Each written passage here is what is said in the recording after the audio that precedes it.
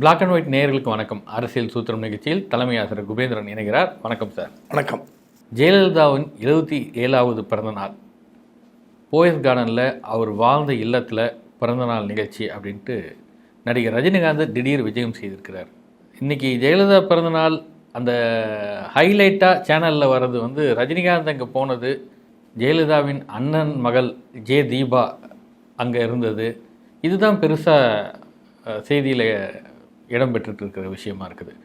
அதிமுக எடப்பாடி பழனிசாமி எல்லாம் இருக்கிறாங்க. ஆனால் ஹைலைட்டுன்றது திடீர்னு ரஜினிகாந்த் போயிருக்கிறதுக்கு ஏதாவது ஸ்பெஷல் காரணங்கள் எதாவது இருக்கா சார்? முன்னாள் முதல்வர் ஜெயலலிதாவுடைய 77வது பிறந்தநாள் விழா வந்து ஒரு சிறப்பாக முறையில் அதிமுக ஏற்பாடு செய்திருக்கிறது. இதுவரை இந்த 3 ஆண்டுகள் இல்லாத அளவுக்கு, ஏன்னா அடுத்த ஆண்டு தேர்தல் வேறு.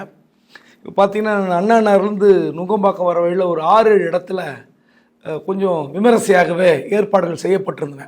இதுக்கு ஒரு வாரத்துக்கு முன்பாகவே எல்லாமே அவங்க தயார் நிலையில் இருந்தார்கள்.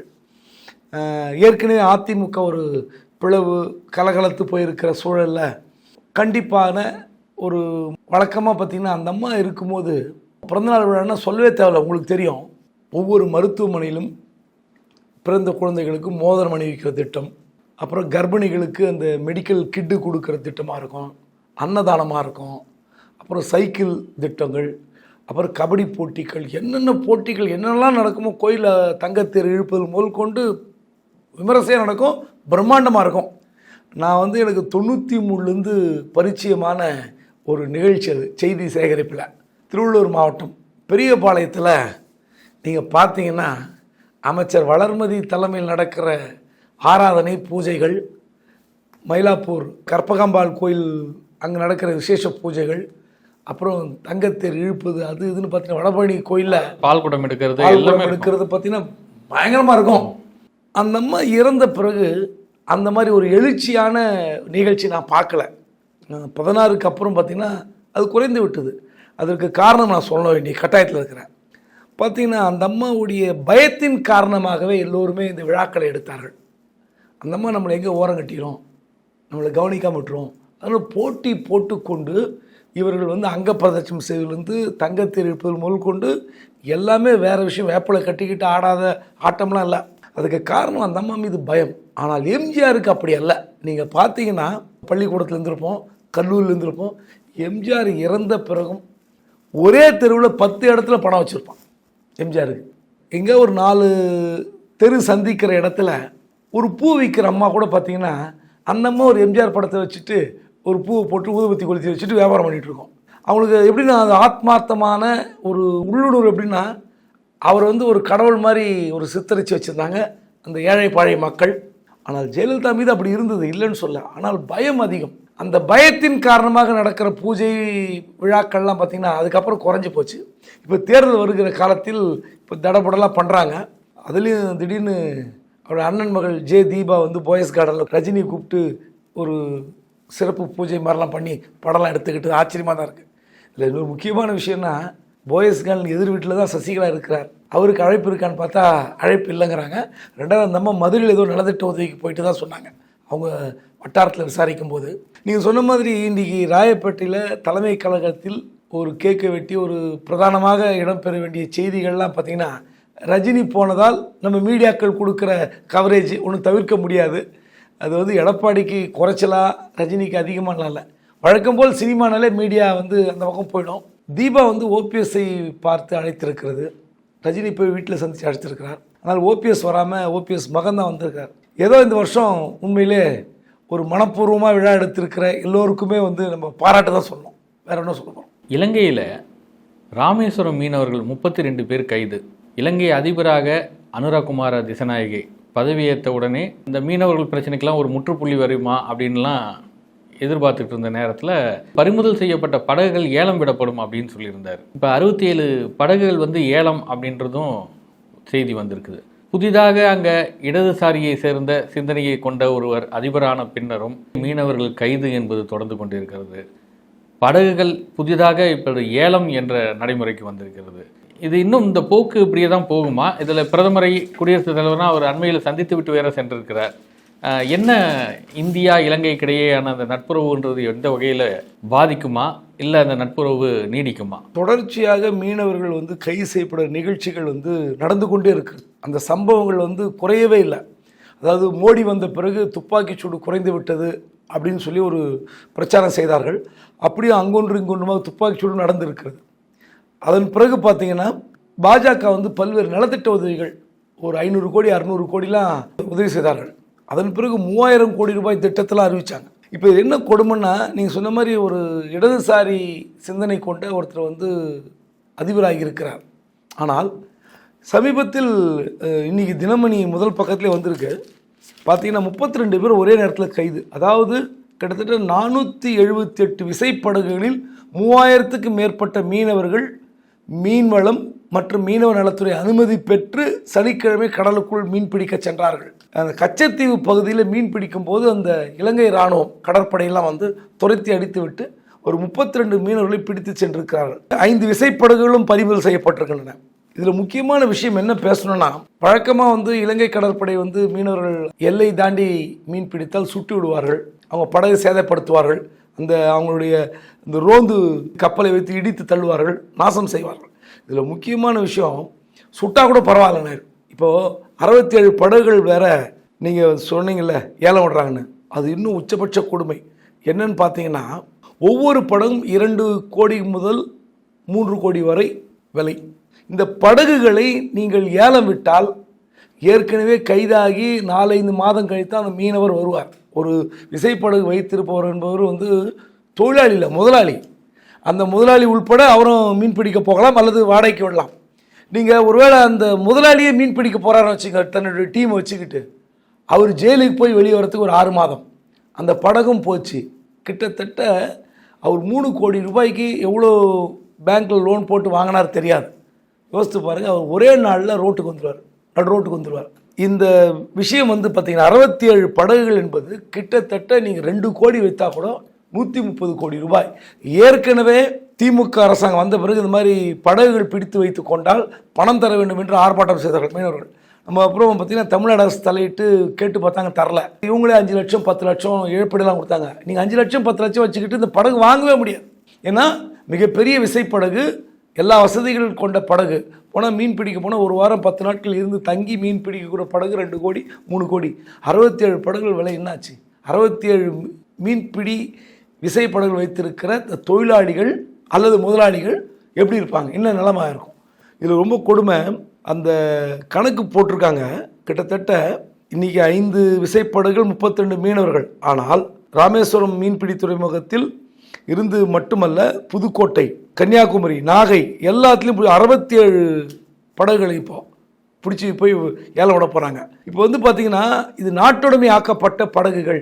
எங்கள் நாட்டுக்குள்ளே நீங்கள் வந்து எல்லை மீறி பிடித்தால் நாங்கள் எங்களுடைய நாட்டுக்கு சொந்தங்கிறாங்க. இது முதல் தவறான சட்டம். இது நீங்கள் வந்து முதல் கச்சத்தீவு பிரச்சனை இன்னும் முடிஞ்ச பாடலை. ஓரளவுக்கு மீனவர்கள் கட்டுப்பாடாக மீன் பிடிக்க வேண்டும் என்று இந்திய அரசாங்கம் சொல்லுது. நீங்கள் வந்து எல்லை தாண்டி போகிறீங்க, அவங்க எல்லைக்குள்ளே போனால் என்ன செய்வாங்கன்னு. ஏதோ பிடிச்சி ஜெயிலில் போடுறாங்க, ஒரு வாரம் கழித்து 10 நாள் கழித்து விட்டால் பரவாயில்ல, 6 மாதம்லாம் சிறை வைக்கிறார்கள். இது மிகப்பெரிய மோசமான முன்னுதாரணம். மத்திய அரசும் மாநில அரசும் விரைந்து நடவடிக்கை எடுக்கவில்லை என்றால் இது தமிழ்நாட்டில் தேர்தல் நேரத்தில் பெரிய பிரச்சனையை வெடிக்கும். அங்கே இருக்கிற மீனவ சங்கங்கள் இந்த முறை இந்த பிரச்சனையை கைவிடுவதாக இல்லை. முதல்வர் மருந்தகம்னு தமிழ்நாட்டில் இன்றைக்கி திறந்திருக்காங்க. 1000 மருந்தகங்கள் திறந்திருக்கிறாங்க. இந்த முதல்வர் மருந்தகத்தை தமிழ்நாட்டில் அமல்படுத்துறது வந்து மத்திய அரசை பார்த்து தமிழக அரசு காப்பி அடித்திருக்கிறது அப்படின்னு பாஜக மாநில தலைவர் அண்ணாமலை சொல்கிறார். பிரதம மந்திரியின் மக்கள் மருந்தகம்னு ஒன்று மத்திய அரசோடது இருக்குது, அதை பார்த்து தான் காப்பி அடிச்சிருக்கிறாங்கன்னு சொல்கிறாங்க. அப்படி தான் இந்த திட்டத்தை தமிழ்நாடு அரசு கையில் எடுத்திருக்குதா? அதாவது இந்த 1000 மருந்தகங்கள் தொடங்கியது முதல்ல வந்து வரவேற்கத்தக்கது. அது வந்து முதல்வர் மருந்தகம்னு பேர் வச்சுருக்காங்க. இதில் என்னென்னா, கூட்டுறவுத்துறை ஏற்கனவே பல ஆண்டுகளுக்கு முன்பே இந்த மருந்து விற்பனை தொடங்கி வைத்து விட்டது தமிழ்நாட்டில். இது புதுசு இல்லை. சென்னையில் கொஞ்சமும், வெளியில் மதுரை, திருச்சி இந்த பெருநகரங்களில் கூட்டுறவு மருந்தகங்கள் இருக்கின்றன. என்னென்னா, இப்போ எப்படி பல்வேறு செயின் ஆஃப் ஃபார்மசி 10% 15%லாம் வந்து தள்ளுபடி விலையில் மருந்துகளை விற்கிறார்கள். இந்த திட்டத்தை தமிழ்நாடு அரசாங்கம் கூட்டுறவுத்துறை மூலமாக ஏற்கனவே செய்து வந்து விட்டது.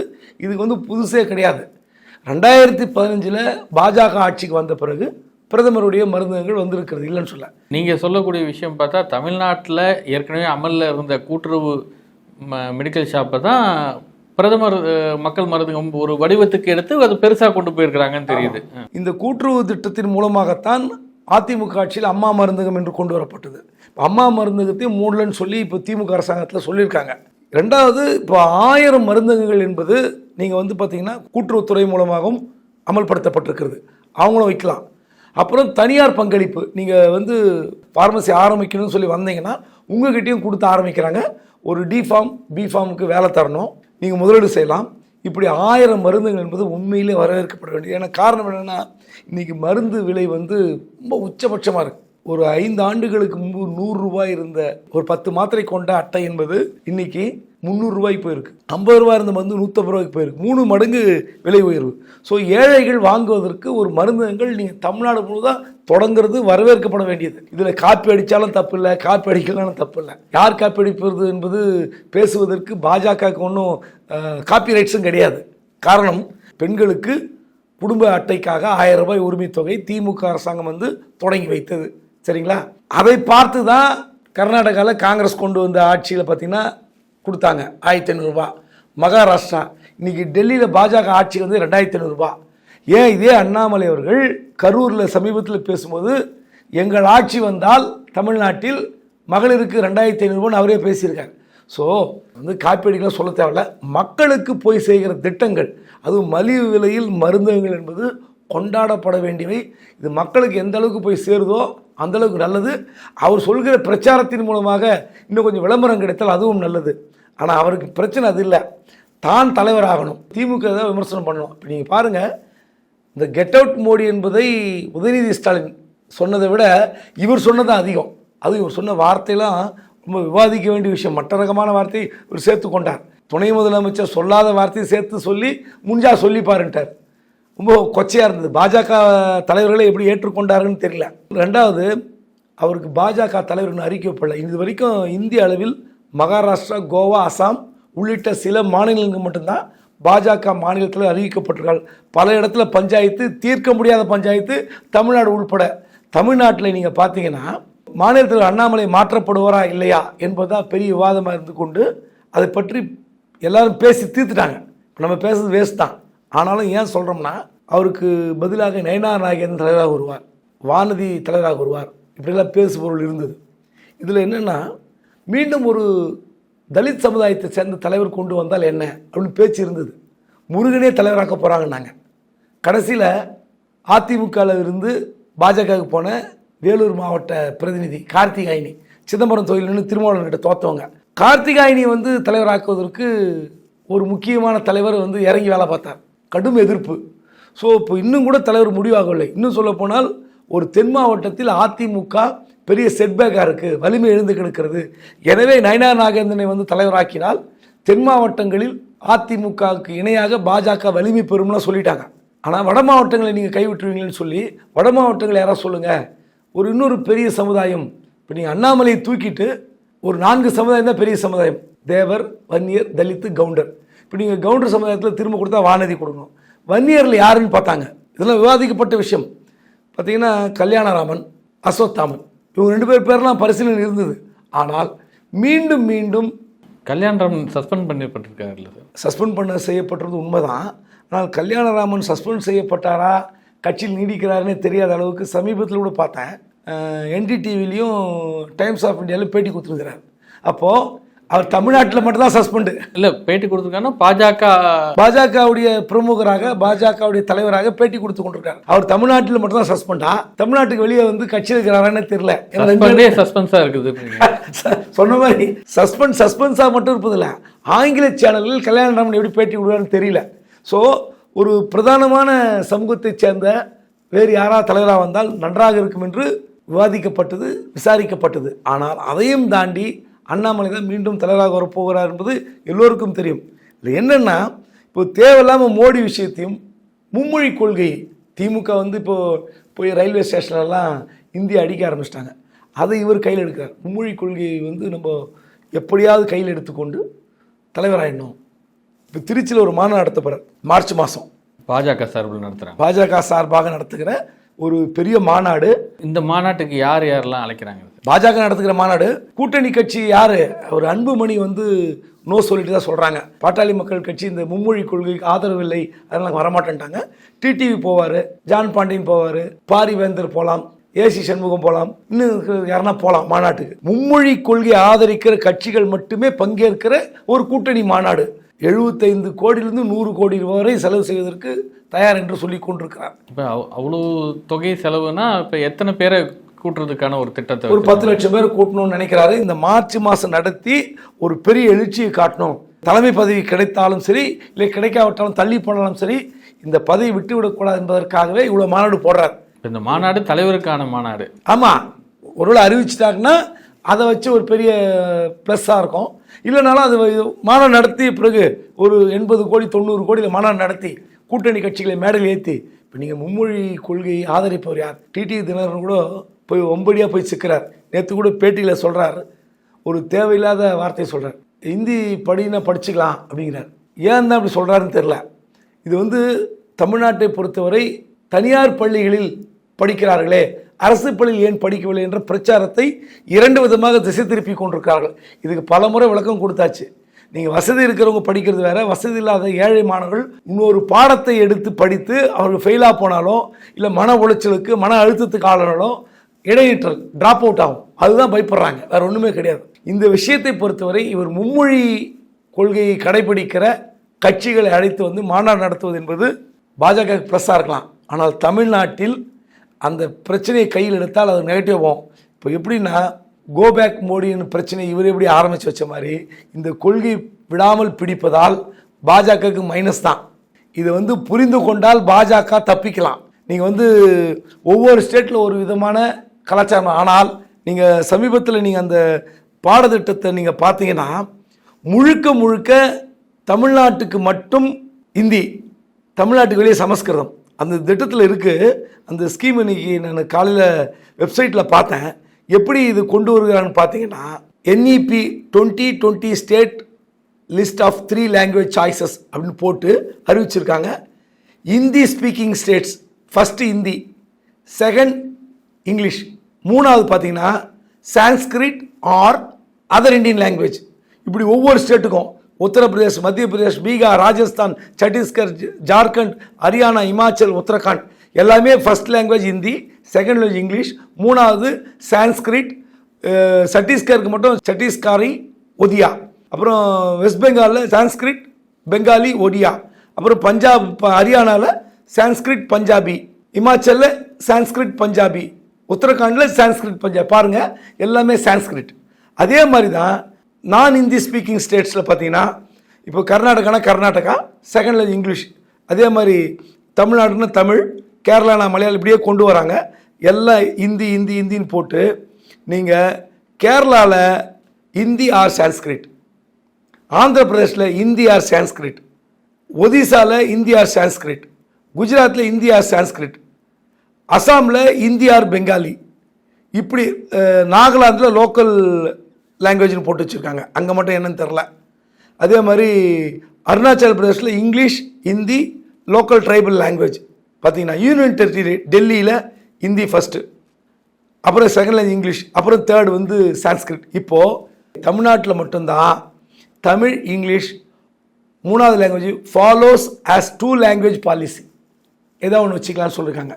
ஆக மொத்தத்தில் மறைமுக நோக்கம் என்னென்னா, இந்தியும் சமஸ்கிருதத்தையும் இந்தியா முழுவதும் பரப்புவதற்கான நோக்கம் தானே தவிர வேறு. தமிழ்நாட்டில் 2 லாங்குவேஜ் பாலிசினா இது வேறு ஏதாவது, நீங்கள் ஹிந்தி தவிர வேறு எதாவது எடுத்துக்கலாம். ஹிந்தி தவிரனா நம்ம கன்னடமோ இல்லை மலையாளமோ வேறு ஏதாவது ஒன்று எடுத்துக்கலான்ற மாதிரி கொண்டு வராங்களே தவிர. ஆனால் நீங்கள் இந்த ஸ்கீமை பார்த்தீங்கன்னா எல்லாமே இந்தியாஸ் 19 நான் ஹிந்தி ஸ்பீக்கிங் ஸ்டேட்ஸ். இதில் இவங்க முழுக்க முழுக்க இந்தியும் சான்ஸ்கிரிட்டும் தான் தமிழ்நாடு தவிர. தமிழ்நாட்டில் மட்டும் கொஞ்சம் ஏன்னா இங்கே இருக்கிற எதிர்ப்பு அந்த பட்டியலே அது ஒன்று மட்டும்தான் போல்டாக இருக்கும், ஃபாலோஸ் அஸ் 2 லாங்குவேஜ் பாலிசின்னு. மற்ற எல்லாமே இந்தியன் சான்ஸ்கிரிட் தான். இந்திய மொழிகளில் தேர்ந்தெடுத்துக்கலாம் அப்படின்னு சொன்னால் இந்த 2 தான் அப்படின்னு சொன்னாக்கா, இப்போ பஞ்சாப்லேயும் மற்றவர்களும் ஒரு மலையாளம் படிக்கணும்னு நினைக்கிறாங்க, இல்லை தமிழ் படிக்கணும்னு நினச்சா, தெலுங்கு படிக்கணும்னு நினச்சா வாய்ப்பே இல்லையா? கிடையாது. ஏமாத்துறது. மத்திய கல்வி அமைச்சர் சொல்கிறதும் ஏமாத்துறது, இங்கே மாநில தலைவர் சொல்கிறதும் ஏமாத்துறது. தெலுங்கு படிக்கலாம், கன்னடம் முடியாது, வாய்ப்பே கிடையாது. நீங்கள் ஒரு பள்ளியில் ஒரு வகுப்பில் ஒரு 50 பேர் படிக்கிற ஒரு 5 செக்ஷன் இருக்குன்னு வச்சுங்களேன், 40-50 பேர் படிக்கிறாங்கன்னா மெஜாரிட்டி என்ன ஸ்டூடெண்ட்டோ அவங்களுக்கு தான் வாதியார் போடுவாங்க. நீங்கள் ஒரு 5 பசங்க கன்னடம், 10 பசங்க மலையாளம்னா கூட கொடுக்க முடியாது. மெஜாரிட்டி 20 பேர் ஹிந்தி கேட்டாங்கன்னா பண்ணுவீங்க, ஆப்ஷன் ஹிந்தி தான் எடுத்தாகணும். இல்லை 20 பேர் சான்ஸ்கிரிட், 20 பேர் நீங்கள் படித்தாகணும். நீ தம்பி அப்பா அம்மா கிட்ட சொல்லி போய் கையெழுத்து வாங்கிட்டு வா, முடிஞ்சு போச்சு. மறைமுகமாக இந்தியும் சமஸ்கிருதம் படிக்கிறது தான் உங்கள் நோக்கம். அதனால் மும்மொழி கொள்கையை கையில் எடுத்துக்கொண்டு நீங்கள் மாநாடு நடத்துங்க, கருத்தரங்கம் போடுங்க, என்ன வேணால் போடுங்க. 2026 பாஜக செய்ய போகிற மிகப்பெரிய தவறாகத்தான் தமிழ்நாட்டில் இது முடிய போகிறது. நாம் தமிழர் கட்சியில் இருந்த காளியம்மாள் நீண்ட காலமாகவே சொல்லிட்டு இருந்த ஒரு விஷயம், காளியம்மாள் ஒதுக்கப்படுகிறார், காளியம்மாள் விலகப் போகிறார், காளியம்மாள் அதிமுகவுக்கு செல்கிறார், திமுகவுக்கு செல்கிறார், விஜய் கட்சிக்கு செல்கிறார் அப்படின்லாம் ஏசியங்கள் பேசப்பட்டு வந்தன. இன்றைக்கு அதுக்கு ஒரு முற்றுப்புள்ளி வைக்கிற மாதிரி காளியம்மாள் தானே விலகுவதாக அறிக்கையை ஒன்றை வெளியிட்டிருக்கிறார். திடீர்னு ஒரு வருத்தத்தோட கனத்த இதயத்தோடு நான் வெளியேறுகிறேன் அப்படின்னு சொல்கிறாரு. என்ன நடந்தது நாம் தமிழர் கட்சியில்? நான் ஏற்கனவே சீமான் இளையுதிர் காலம் மாதிரி இது ஒரு கலையுதிர் காலம் அப்படின்னு சொல்லியிருந்தாரு. இப்போ எந்த கட்சிக்கு போகிறத திட்டம் வச்சிருக்கிறாங்க? சீமான் இதுவரை காளியம்மாள் குறித்த கேள்விகளுக்கு நேரடியான பதில் சொல்ல, கொஞ்சம் பூடகமாக சொல்கிறார். இங்கே தான் இருக்கிறாங்க, சும்மா சும்மா அதை கேட்காதீங்க, நாங்கள் தானே வளர்த்தோம், நாங்கள் தானே பெரிய ஆளாக்கணும்னு சொல்லிட்டு இருந்தார். இந்த முறை தான் இலையுதிர் காலம், கலையுதிர் காலம், அவங்க இங்கே இருக்கலாம், போகலாம், இங்கே பக்கத்தில் நிற்கிறவர் கூட எங்கே ஒன்றா இருக்கலாம், எங்கே ஒன்றா போகலான்னு வெளிப்படையாக சொல்லிட்டார். ஸோ அதுக்கு மேலே அங்கே இருந்தால் அவங்களுக்கு மரியாதை அந்த அம்மா முடிவு எடுத்துருக்கலாம். எனக்கு தெரிந்தவரை அதிமுக போவதற்கு ஒரு வாய்ப்பு இருந்தது. ஆனால் விஜய் கட்சியில் ஒரு பேச்சுவார்த்தை நடத்தி முடித்து விட்டதாக தான் எனக்கு தகவல். நம்ம தான் முதல்ல ஹாட்டியில் ஃபஸ்ட் நம்ம சொன்னோம், விஜய் கட்சியில் பேச்சுவார்த்தை நடத்தி அங்கே போகிறாங்கன்னு. அவங்களுக்கு ஆப்ஷன் 2 தான். திமுகவில் ராஜீவ்காந்தியோட கூப்பிட்டு பார்த்தா சொன்னாங்க, அந்த அம்மாவுக்கு நெருக்கடி அதிகமாக இருக்கும், திமுகவில் போய் சேர்ந்தால் கடுமையான விமர்சனத்தை செய்துவிட்டு மீண்டும் கட்சியில் பயணிப்பது என்பது கொஞ்சம் சிரமமான காரியம். அதனால் அதிமுகவையும் திமுகவையும் கொஞ்சம் விமர்சித்த நபர் என்பதால் விஜய் கட்சி அவருக்கு பொருத்தமாக இருக்கலாம், அங்கே சேருவதற்கு அதிக வாய்ப்பு இருக்கிறது. நன்றி. நன்றி.